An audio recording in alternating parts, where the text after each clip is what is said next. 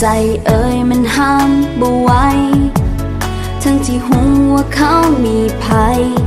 แต่ยังต้องการเจ้ากับเขาฮักกันมาดนนานค่อยเป็นเพียงทางผ่านที่เจ้าพบทั้งที่หูว่าควรต้องจบแต่ยังเสียดายเจ็บจะตายเพราะหากแฟนเขาเจ็บที่เจ้านั้นคอยหวังดีกลายเป็นมือที่สามอยู่แบบนี้ให้ศักดิ์ศรีบ่มีอย่างอายต้องกลายเป็นคนชั่วหักแฟนเขาต้องมาเหงาเมื่อคนนั้นมาต้องถูกเป็นน้ำกล่าวหาหลบสายตาในเงาทุกครั้งทั้งที่หัวเขามีเจ้าของยังอยากครอบครองมาอยู่ข้างกายแต่ก็หัวผลสุดท้าย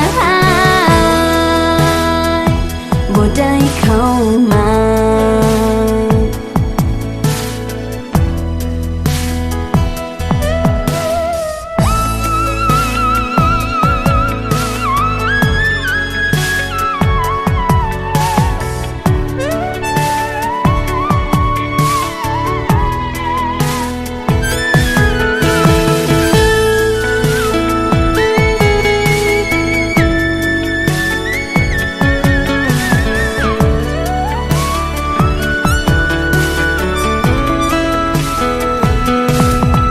มีคนอีกหลายล้านคน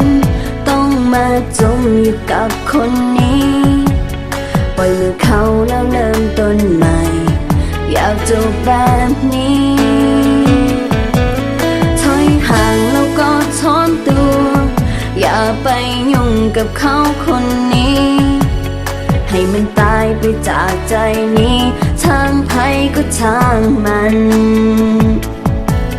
เจ็บจะตายเพราะหากแฟนเขาเจ็บพอเจ้านั้นคอยหวังดี